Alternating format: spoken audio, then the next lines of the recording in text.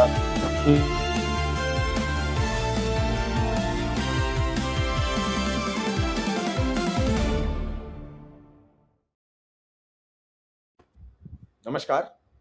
आप देख रहे हैं स्पेशल कवरेज न्यूज। मैं हूं शिव कुमार। मेरे साथ हैं राजनीतिक विश्लेषक डॉक्टर संदीप यादव जी। स्वागत और अभिनंदन। आज इकाई करोड़ों फोन घनघना उठे, लोग असमंजस में पड़ गए। क्या हुआ, क्यों मेरे फोन पर इतना लंबा मैसेज आ गया, क्या कारण है, कौन सा अलर्ट है, क्या हुआ, कोई आपदा आने वाली है? जिस तरीके से मैसेज आया, ये आपके सामने स्क्रीन पर है। इससे सब घबरा गए तो मुझे लगा कि बात करनी चाहिए, क्योंकि देश में कई तरीके के संकट चल रहे हैं।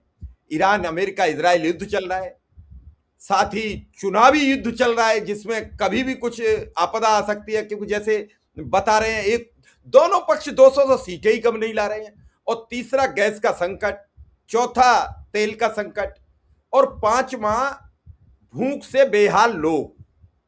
आप आए दिन देख रहे हैं, फले परिवार ने रात को जहर खा लिया, फला लोगों ने सुसाइड कर लिया। ये सब चीजें क्या है?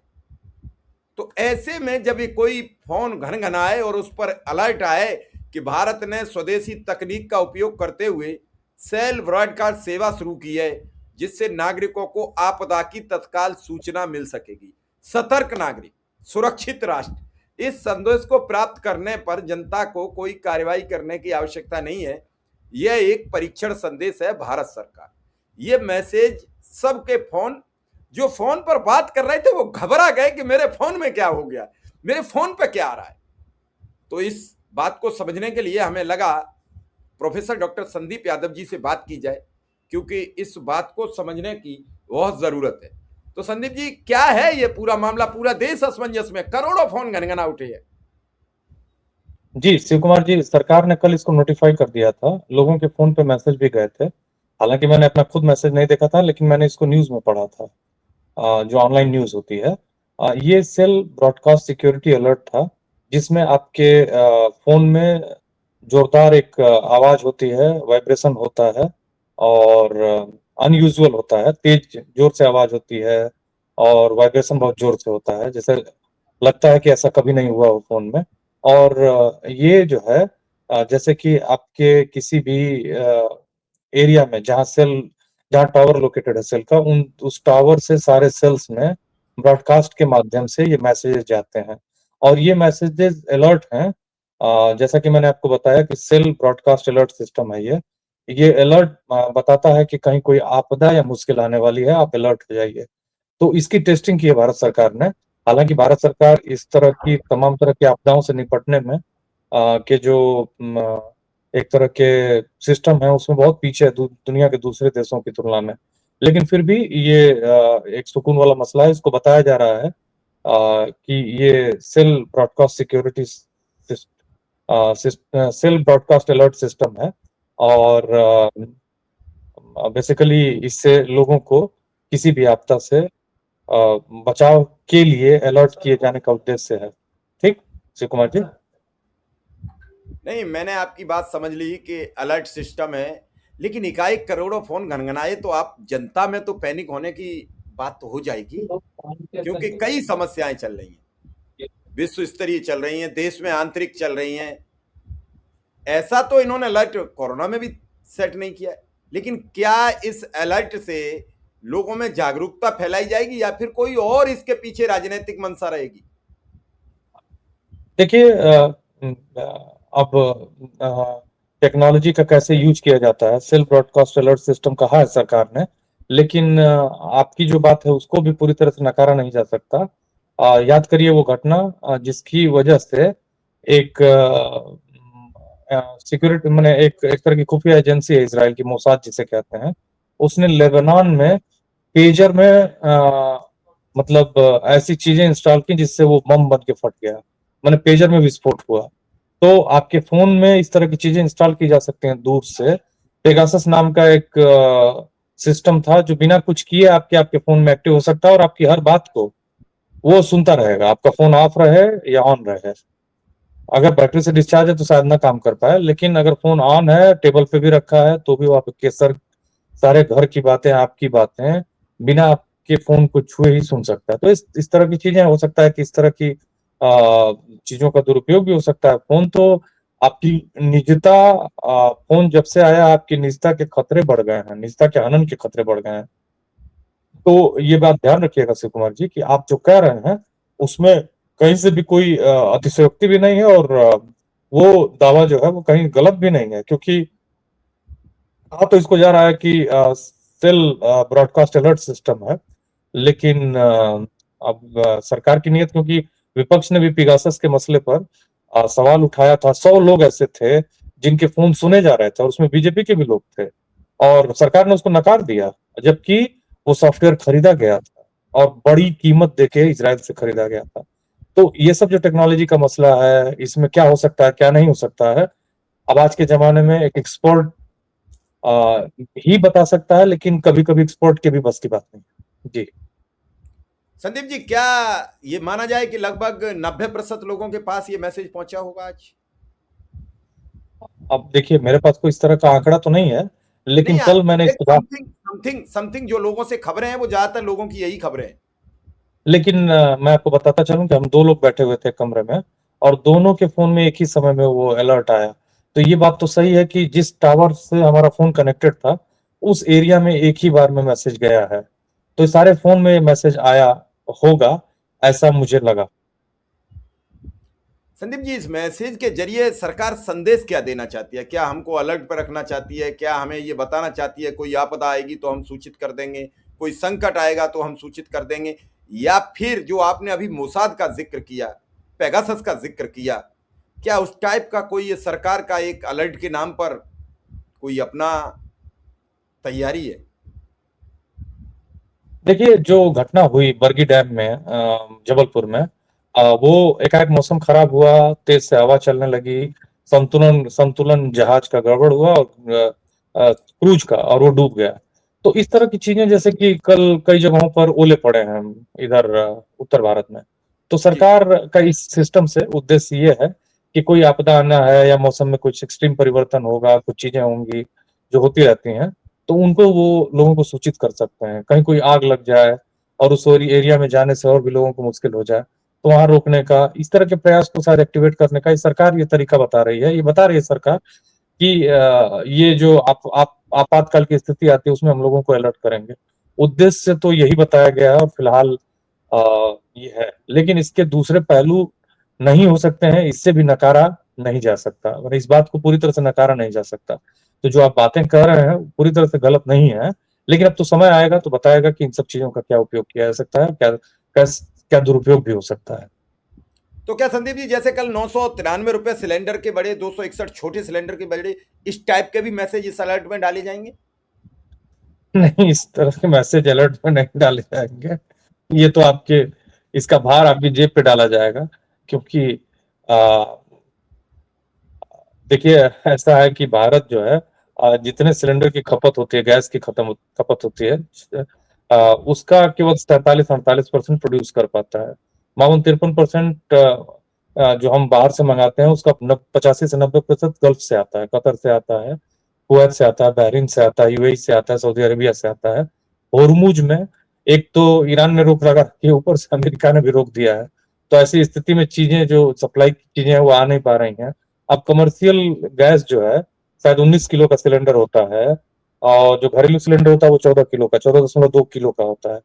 अब जो ये कमर्शियल सिलेंडर है वो आपका करीब करीब 1,000 रुपया बढ़ गया, 993 रुपया। कि कलकत्ता, चेन्नई, मुंबई, दिल्ली कुछ फर्क है 2-4-5 रुपए का जगह जगह का। और उसकी वजह से सबसे बड़ा संकट ये है कि अब चीजों के दाम बढ़ जाएंगे और एक्चुअली इकोनॉमिक्स में इसको डोमिनो इफेक्ट कहते हैं शिव कुमार जी। तो डोमिनो इफेक्ट से क्या होगा कि जैसे जब सिलेंडर का दाम बढ़ेगा तो रेहड़ी पटरी वाले जो सड़क पे अपनी दुकानें लगाते हैं वो यही कमर्शियल गैस ही प्रयोग करते हैं। वो अपनी चीजों का दाम बढ़ा देंगे, खाने की चीजों का दाम बढ़ाएंगे, बाकी चीजों का दाम बढ़ाएंगे। फिर उसके बाद जो लोग उपभोक्ता है जो अपने यहाँ से पैसा कमाते हैं वो भी चीजों का दाम बढ़ाएंगे। जैसे ट्रक वाले हैं वो भाड़ा बढ़ा देंगे क्योंकि सप्लाई चेन में ये सब सारी चीजें एक दूसरे से जुड़ी हुई हैं और इससे प्रभावित होगा, महंगाई बढ़ेगी। और इसका क्या उत्तर है, क्योंकि देखिए नोएडा में मजदूरों ने प्रोटेस्ट किया और उन्होंने उस प्रोटेस्ट में ये बात निकल के आई कि मजदूरों का पिछले 5 सालों में जो मजदूरी है केवल 39 रुपया बढ़ गया है। तो जो भारत का धन है वो कुछ मुट्ठी भर लोगों के पास इकट्ठा हो गया है। ये एक तरह का बिलियनियर राज है शिव कुमार जी। याद रखिए अभी ये रिपोर्ट वर्ल्ड इनइक्वालिटी लैब की आई, भारत जैसा गैर बराबरी वाला देश कहीं नहीं है। जैसे यहाँ कुछ लोग हैं जिनके पास पूरा धन है, मतलब 5% ऐसे लोग हैं जिनके पास 60% धन है इस देश का। तो ऐसे कैसे चलेगा? बाकी 50% लोगों के पास 10% लोगों के बराबर भी धन नहीं है। तो ऐसी स्थिति में इतनी ज्यादा इनइक्वालिटी है कि बहुत मुश्किल है। और गैस सिलेंडर एक्चुअली जो गरीब लोग हैं इस देश के, जो 80% आबादी है, उनको प्रभावित करेगी। अब उनका जीना दुभर हो जाएगा। ऐसे में वो जिए कैसे? ये सबसे बड़ा संकट है। तो गैस खाली बस गैस का दाम बढ़ना नहीं है, गैस ने हमारी रसोई को प्रभावित किया है, हमारे जीवन को प्रभावित किया है, हमारे भोजन को प्रभावित किया। जो पैसा प्रोटीन में खर्च होना था, जो पैसा आपके शरीर को बनाने में खर्च होना था, अब वो गैस जलाने में होगा। संदीप जी, बड़ी तेजी से देश में महंगाई का गुब्बारा फूट रहा है, और इस महंगाई को अगर ऐसा माना जाए तो मैं इसे यूं कहना चाहूंगा कि उत्तर प्रदेश में जो अखिलेश यादव कह रहे हैं वो योगी आदित्यनाथ कर रहे हैं, और सेंट्रल में जो राहुल गांधी कह रहे हैं वो नरेंद्र मोदी कह रहे हैं। भाजपा आरएसएस बड़ी असमंजस में है कि हम क्या कहें। अखिलेश जी कहते हैं वो योगी जी लागू कर देते हैं, अखिलेश जी चले गए देखने बीजेपी की घायल विधायिका को, तो सारे बीजेपी के नेता भाग के अस्पताल पहुंचे। राहुल जी ने 29 तारीख को कहा कि गैस और तेल के दाम बढ़ेंगे, तो 1 तारीख को मोदी जी ने बाकायदा टाइमली बढ़ा दिए। तो क्या माना जाए, बीजेपी आरएसएस क्या करे कि बात तो अखिलेश यादव और राहुल गांधी तय करा रहे हैं सरकारों में। देखिए शिव कुमार जी, ये देश की आरएसएस बीजेपी का मसला नहीं है, और ना ही कांग्रेस और सपा का मामला है। मामला है गरीब व्यक्ति के जीवन चलाने का, मामला है गरीबों की डिग्निटी का। इस देश में सबका मालिक तो अडानी है। इस देश में मुट्ठी भर लोग जो हैं वो सारी रिसोर्सेज पर काबिज हो चुके हैं। शिव कुमार जी 5वें तल पे अपना ऑफिस चलाते हों, लेकिन उनको कितना स्क्वायर फीट मिलता है दिल्ली में और उत्तर प्रदेश की जो इम्पोर्टेंट जगह है? क्या हमने जीवन में खाली संघर्ष सहने के लिए जन्म लिया है? सवाल ये बनता है, क्योंकि ये एक डेमोक्रेसी है। याद रखिएगा कल विश्व मजदूर दिवस था शिव कुमार जी, और मजदूरों को जो आजादी मिली ना, वो बहुत ज्यादा दिन नहीं हुए, मुश्किल से 100 साल हुए। उससे पहले याद रखिएगा जितनी भी सभ्यता थी उसमें बंधुआ मजदूरी कराई जाती थी, उसमें गुलामी की प्रथा थी, और उसमें कुछ मुट्ठी भर लोग जो सामंती होते थे, जो राजा होते थे, वो सुख का जीवन जीते थे। कल एक फोटो वायरल हो रही थी शिव कुमार जी, एक जहाज में ऊपर, पहले क्या है कि पश्चिम के देशों में लोग पानी की जहाजों से ही ज्यादा यात्रा होती थी, क्योंकि वो मुख्य माध्यम था समुद्र में। उसके नीचे जो लोग थे मजदूर, वो चप्पू चला रहे हैं, और ऊपर बैठ के लोग जो है वो पार्टी कर रहे हैं, महिलाएं और पुरुष, गोरे लोग ही। तो जो जिनके पास संसाधन है वो ऊपर काबिज हैं, बढ़िया से जीवन जी रहे हैं, और जिनके पास नहीं है वो मजलूमों का जीवन जी रहे हैं। तो शिव कुमार जी, ये जो मसला है ना, हमको क्या करना है कि माने हमको का मतलब है कि जो आप कह रहे हैं कि वो कहते हैं कि उनके कहने से दाम बढ़ गया, वो सही है, प्रेडिक्शन तो था ही। क्योंकि भारत सरकार जो है वो इन सब मसलों में उसकी कहीं कोई फोकस ही नहीं है। ये दाम बढ़ने थे, अगर दाम बढ़ने थे तो उसको ईरान से अपने संबंध बेहतर रखने थे। देखिए चीन पर बहुत हाल में असर पड़ा है इस युद्ध का, लेकिन भारत शुरू से ही प्रभावित है, क्योंकि हमारी जो विदेश नीति थी, कूटनीति थी, वो बहुत स्पष्ट नहीं थी, और इसकी कीमत हम चुका रहे हैं। हमारे पास हर चीज की कमी हो गई है। अच्छा, हमारे पास कोई इस तरह का मैनेजमेंट भी नहीं है चीन की तरह कि हम लंबे समय तक वेट कर लें, बिना गैस के चला भी लें। हमारी निर्भरता है तमाम तरह की चीजों पे। ना ही हम इलेक्ट्रिक के लेवल पर आत्मनिर्भर हैं, ना ही हम सोलर के लेवल पर आत्मनिर्भर हैं, ना ही हम गैस के लेवल पर आत्मनिर्भर हैं, ना ही हम जो पीएनजी होती है, पाइप नेचुरल गैस, उस पर आत्मनिर्भर हैं। तो हम आत्मनिर्भर किस पे हैं? हम आत्मनिर्भर हैं ओवर कॉन्फिडेंस पे। और उस ओवर कॉन्फिडेंस में ट्रंप कहता है कि इंडिया जो है वो हेल होल है, और इंडिया के लोग जो है वो गैंगस्टर्स विथ लैपटॉप हैं। हम जवाब नहीं देते हैं, कल तीसरा देश आएगा और इंडिया पर फिर वो सैंक्शन लगा देगा। तो देखिए, हमने अपनी संप्रभुता को गिरवी रख दिया है। हमने कुछ देश के संसाधन को कुछ लोगों की मुट्ठी में दे दिया है। अब कोई सवाल नहीं पूछता है इस देश में कि अडानी अंबानी इतने बड़े कैसे हो गए। अब इस देश में जो मोनोपोली है टेलीकॉम के क्षेत्र में शिव कुमार जी, वो जियो की ही क्यों है? हमारा बीएसएनएल का टावर यूज किया गया जियो के लिए, बीएसएनएल बैठ गया और जियो जो है बस एक कंपनी बची हुई है और उसके मालिक हैं अंबानी।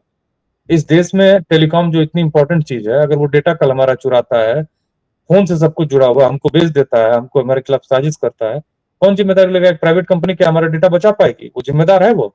सुप्रीम कोर्ट जैसी महत्वपूर्ण संस्था जो कहती है कि 27 लाख वोटर्स पश्चिम बंगाल के वो अगले साल वोट दे देंगे, हर 5 साल में एक नागरिक का अधिकार आप सुरक्षित नहीं कर पा रहे हो, तो इन संस्थाओं का क्या मतलब है?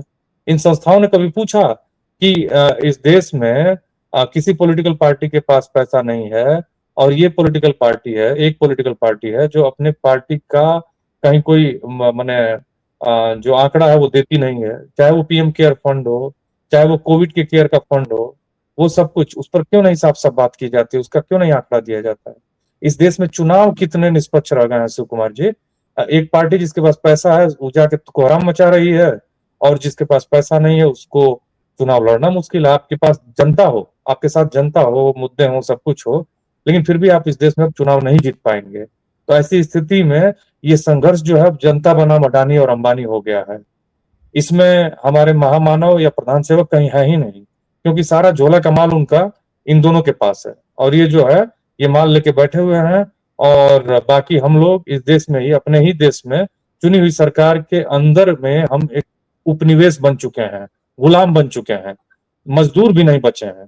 तो हमें अपने मजदूरी के अस्तित्व को बचाना भी अब जरूरी हो गया, उसके लिए लड़ना होगा। नहीं तो ये वापस जब 19वीं शताब्दी में हमको 8 घंटे काम, 8 घंटे आराम और 8 घंटे अपने हिसाब से खर्च करने की आजादी का नियम मिला था, वो नियम भी हमारे हाथ से चला जाएगा। अभी जो इन्होंने नया लेबर कोड ले आए हैं उसमें भी 8 घंटे के काम को 12 घंटा कर दिया गया है।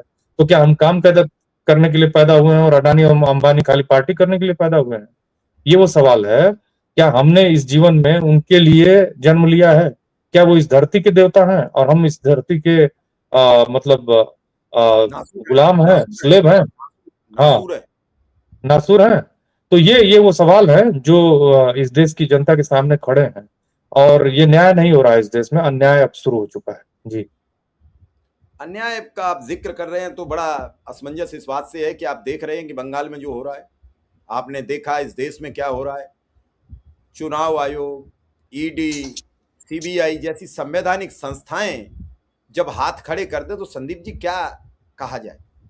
आपने देखा होगा कि ईडी एक आईपैक के निदेशक को गिरफ्तार करके लाती है, चुनाव खत्म होता है, जमानत मिल जाती है। पवन खेड़ा पर संगीन धाराओं में एफआईआर हो जाती है, चुनाव खत्म हो जाता है, जमानत मिल जाती है। राहुल गांधी के खिलाफ देशद्रोह का मुकदमा केस दर्ज करने के लिए हाईकोर्ट में अपील जाती है, और जैसे ही चुनाव खत्म होता है अपील रिजेक्ट हो जाती है। तो आखिर ये है क्या? मैं एक छोटा सा कमेंट बस आखिरी आपसे पूछूंगा। देखिए शिव कुमार जी, अब तो ऐसा लगने लगा ना कि क्या कहें, किससे कहें और कितना कहें। अब तो इतने या गम फिर है। ये कहना चाहते हैं कहा जाता नहीं, रुका जाता नहीं और कहा जाता नहीं, रुक भी नहीं सकते और हाँ, कहा भी नहीं। सही बात है। देखिए सबसे बड़ी बात है कि अब आपने इतने बहुत सारी चीजें का जिक्र कर दिया है, लेकिन बस पवन खेड़ा, जिनको हेमंत शर्मा विश्वास ने धमकी दी थी कि पवन खेड़ा को हम पेड़ा बना देंगे, जिस बदतमीज भाषा से उन्होंने लगातार उनके खिलाफ स्टेटमेंट दिए, उस मामले में था क्या? रिनकी शर्मा भूंइया उनकी पत्नी है। उनकी पत्नी के खिलाफ पवन खेड़ा ने आरोप लगाया कि उनके कई देशों के पासपोर्ट हैं, 2 देशों के पासपोर्ट हैं।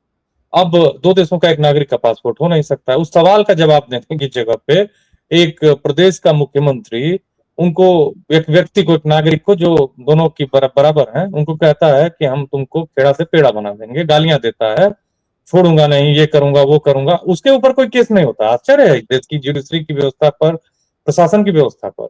उल्टे खेड़ा को जमानत लेनी पड़ती है। अरे भाई तुम जवाब दो ना, सवाल तो वहीं खड़ा है कि रिनकी शर्मा भूंइया के पास 2 पासपोर्ट कैसे है? जो आरोप लगाया करप्शन की, उनका जवाब दो ना कि इतना पैसा कैसे कमा लिया। वो जो मीडिया हाउस उन्होंने खड़ा किया है रिनकी शर्मा भूंइया ने, उसमें जो पैसा लगा है वो किसका पैसा लगा है? ब्लैक मनी है, व्हाइट मनी है तो कहां से है, कैसे है, किसने वो किया है? सॉरी। तो ये जो सवाल है ना शिव कुमार जी, ये बहुत महत्वपूर्ण सवाल है। अब आपने जिक्र किया, अब मैंने इसलिए कहा कहें तो किससे कहें? 27 लाख वोटर बंगाल में रो रहे हैं अपने हाथ में वोटर कार्ड लेके, क्योंकि कोर्ट कहता है कि भाई हम चूंकि सुन नहीं पाए इसलिए तुम वोट मत देना, अब अगले साल देना। ये गजब का नियम है। आप पूरे कल कोई बंगाल आपसे के भूख से कहेगा, कल आपसे कोई कहेगा भूखा व्यक्ति कि हमें भोजन की जरूरत है, तो आप उससे कहेंगे कि आज ऐसे ही सो जाओ, कल खा लेना। नहीं, वो कहेगा कि नहीं, इस जन्म में मर जाओ, अगले जन्म में तुम खाना पेट भर पेट। इस जन्म मर जाओ, इस जन्म मर जाओ, अगले जन्म में तुम भरपेट खाना, हम तुमको अच्छे घर में पैदा करवा देंगे, या पैदा हो जाओगे, व्यवस्था करा देंगे। किसी ने देखा है 5 साल बाद क्या होगा? और नागरिक की अगर आप व्यवस्था नहीं करते हो तो इलेक्शन कराने की जरूरत क्या है? इलेक्शन को टाल दो ना। अगर आप नहीं कर पाते हो कायदे से, तो इन इलेक्शन का कितने मायने हैं?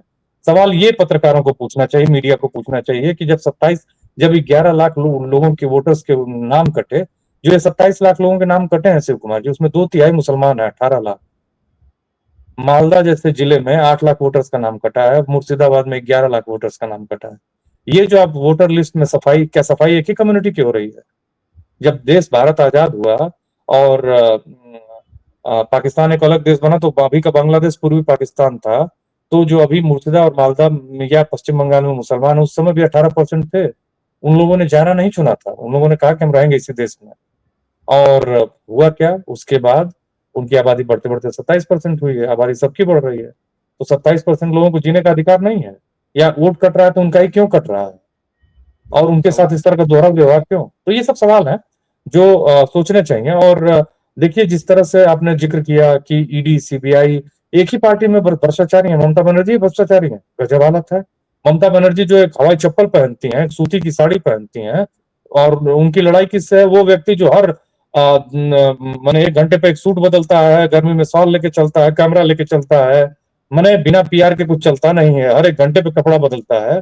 उसकी लड़ाई ममता बनर्जी से है। ममता बनर्जी एक साड़ी एक दिन पहनती हैं, बदलने वाली नेता नहीं है वो। उन्होंने उसी चप्पल से और साड़ी से संघर्ष करके वो सीएम बनी है बंगाल की। धोखा देके, झूठ बोल के, मायावी काम करके नहीं बनी है। तो ऐसे में जनता इस बात को समझती है कि एसआईआर जो बंगाल में जरूरत नहीं थी, उसे करके लोगों को परेशान किया गया है, उनका उत्पीड़न हुआ है, और बंगाल में इसी का जनता जो है वो इसी के खिलाफ वोट दे रही है। बंगाल में सबसे बड़ा मुद्दा जो है स्पेशल इंटेंसिव रिवीजन जैसे एक अमानवीय काम को करने के खिलाफ वहां की जनता खड़ी है और उसका विरोध कर रही है। जी चलिए, बिल्कुल आपने ठीक कहा है, और इसी के साथ फिलहाल हम आपसे इस खबर को यहीं विराम देंगे। आपने हमें समय दिया, इसके लिए आपका बहुत बहुत आभार, बहुत बहुत धन्यवाद।